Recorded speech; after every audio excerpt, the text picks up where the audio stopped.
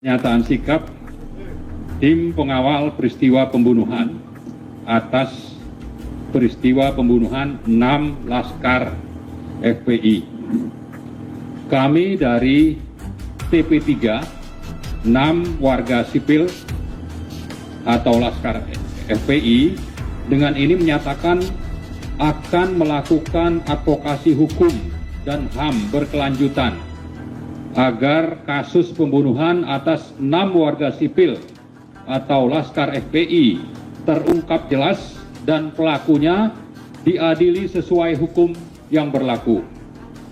TP3 melakukan langkah-langkah advokasi setelah mengamati secara cermat sikap, kebijakan, dan penanganan kasus oleh pemerintah dan Komnas HAM yang kami nilai jauh dari harapan dan justru cenderung berlawanan dengan kondisi objektif dan fakta-fakta di lapangan. Pada tanggal 7 Desember 2020, Kapolda Metro Jaya, Fadil Imran mengatakan 6 orang Laskar FPI tewas dalam baku tembak karena mereka melakukan penyerangan terhadap jajaran Polri yang sedang menjalankan tugas penyelidikan kasus Habib Rizik kini dimiliki Syihab. Komnas HAM.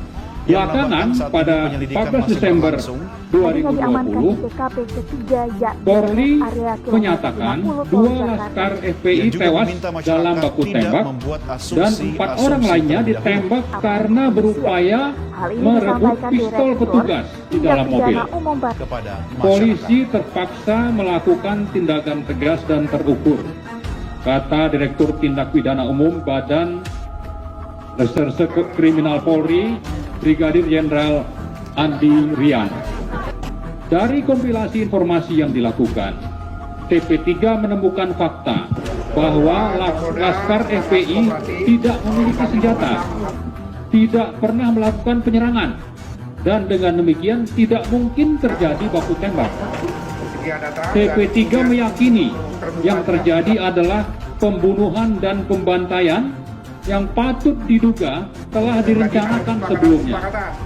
Sebaliknya, TP3 menilai apapun alasannya, tindakan aparat polisi tersebut sudah melampaui batas dan di luar kewenangan menggunakan cara-cara kekerasan, di luar prosedur hukum dan keadilan atau extrajudicial killing.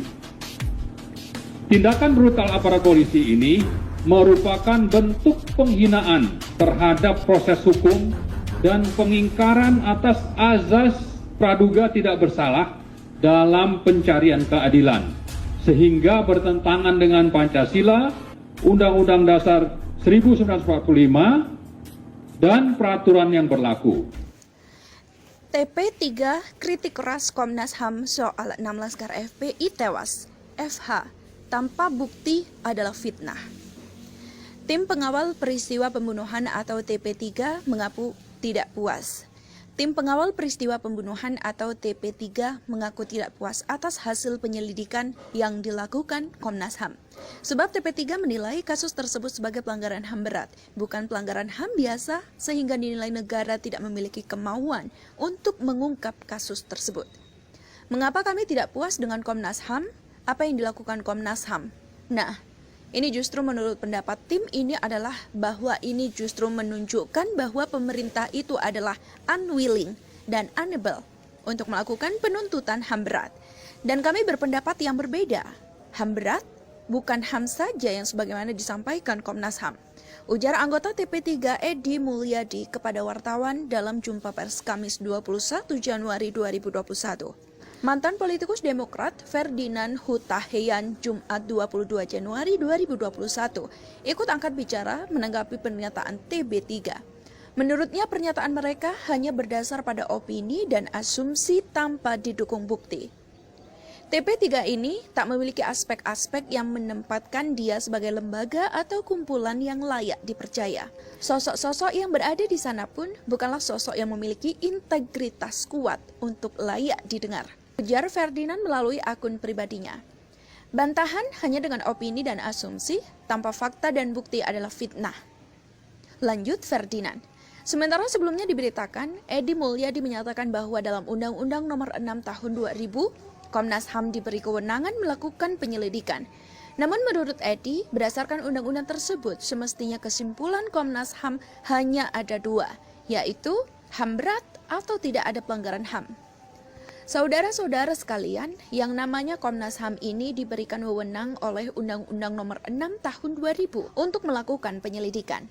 Jadi dalam penyelidikannya itu kesimpulannya hanya ada dua, HAM berat atau tidak ada sama sekali. Tidak ada HAM biasa saja nggak ada. Jadi nggak boleh kok, bukan HAM berat kok, tapi HAM biasa atau HAM tanpa embel-embel berat, ungkapnya. Lebih lanjut, ia menilai Komnas HAM tidak memiliki kompetensi absolut untuk menentukan suatu peristiwa tindak pidana. Sebab hal itu merupakan kewenangan polisi, sedangkan ia berpendapat Komnas HAM hanya memberikan penjelasan mengenai pelanggaran HAM berat saja. Dengan demikian, kalau dia mengatakan pelanggaran HAM, seharusnya itu namanya HAM berat. Tidak ada kemungkinan lain. Jadi dia tidak punya kewenangan untuk menentukan itu adalah tindak pidana, karena tindak pidana itu bukan dalam kompetensi absolutnya. Sambungnya. TP3 juga mempertanyakan mengenai bukti yang diperoleh Komnas HAM, sebab Komnas HAM menyampaikan mendapat bukti selongsong peluru di sekitar lokasi kejadian, tetapi tidak disebutkan bagaimana cara mendapatkan bukti tersebut. Sementara menurutnya, di barang bukti itu seharusnya juga ditemukan sidik jari anggota laskar apabila barang tersebut memang dimiliki salah satu anggota laskar. Ia tidak menjelaskan dalam konsensus bagaimana mereka menemukan, hanya mengatakan menemukan dalam wilayah cakupan yang luas dan sudah beberapa hari kejadiannya. Perlu diketahui, kan barangnya itu kecil, padahal ditemukannya dalam ruas yang luas. Bagaimana dia temukan, apakah disodorkan oleh polisi, apakah dia hanya menemukan sendiri setelah sekian hari? Itu juga tidak jelas, ungkapnya. Juga menilai berlebihan soal pembuntutan yang dilakukan anggota kepolisian, sebab Habib Rizik saat itu masih berstatus sebagai tersangka. Seseorang yang baru status hukumannya sebagai saksi dan saksi baru dipanggil 2 kali dan sudah ada kesepakatan pada panggilan yang ketiga akan datang, itu juga ada kesepakatan. Apakah boleh seorang saksi itu diuber-uber layaknya orang yang baru saja melakukan kejahatan terus kemudian lari? Katanya.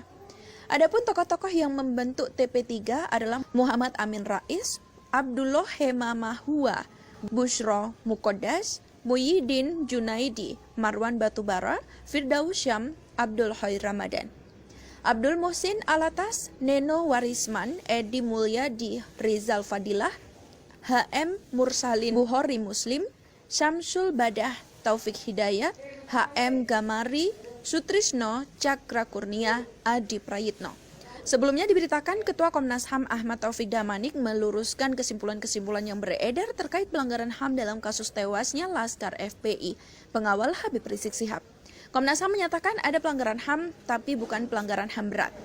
Kami menyampaikan sebagaimana sinyalmen di luar banyak beredar bahwa ini dikatakan diasumsikan sebagai pelanggaran HAM yang berat.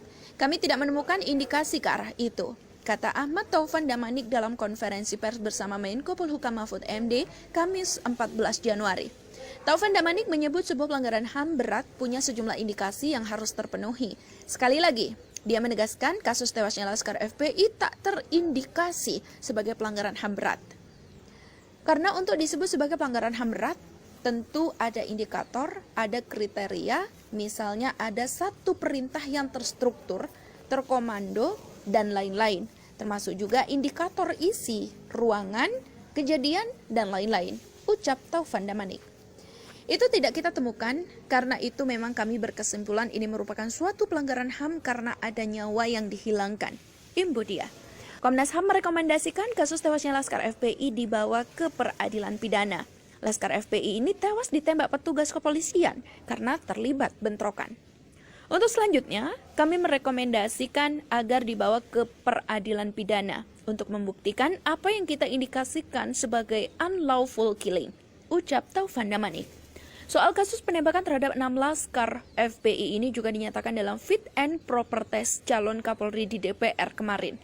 Calon Kapolri Komjen Listio Sigit menyatakan komitmennya untuk menindaklanjuti rekomendasi Komnas HAM. Terkait masalah extrajudicial killing yang direkomendasikan Komnas HAM, Kami dalam posisi sikap mematuhi dan menindaklanjuti rekomendasi dari Komnas. Tentunya akan kita ikuti, kata Komjen Sigit di Komisi 3 DPR, Rabu 20 Januari 2021. Ketua Komnas HAM Ahmad Taufan Damani menyebut para korban penembakan Laskar FPI yang mengawal Habib Rizik Syihab tertawa saat berhasil mengelabui polisi. Bahkan disebutkan juga bahwa para laskar menikmati baku tembak dengan kepolisian juga memiliki sebutan tersendiri untuk polisi. Hal itu berdasarkan rekaman suara percakapan yang mereka temukan. Ada suara yang itu kelihatan menikmati pergulatan itu, ketawa-ketawa. Ia di dalam voice note itu mereka ketawa sudah bisa mengakali kirdun-kirdun atau apalah sebutannya, ujar Taufan. Menanggapi hal tersebut, pakar hukum tata negara Reflu Harun kesal sekaligus menyayangkan pernyataan Ketua Komnas HAM terhadap korban penembakan Laskar FPI tersebut yang menurutnya sangat tidak layak.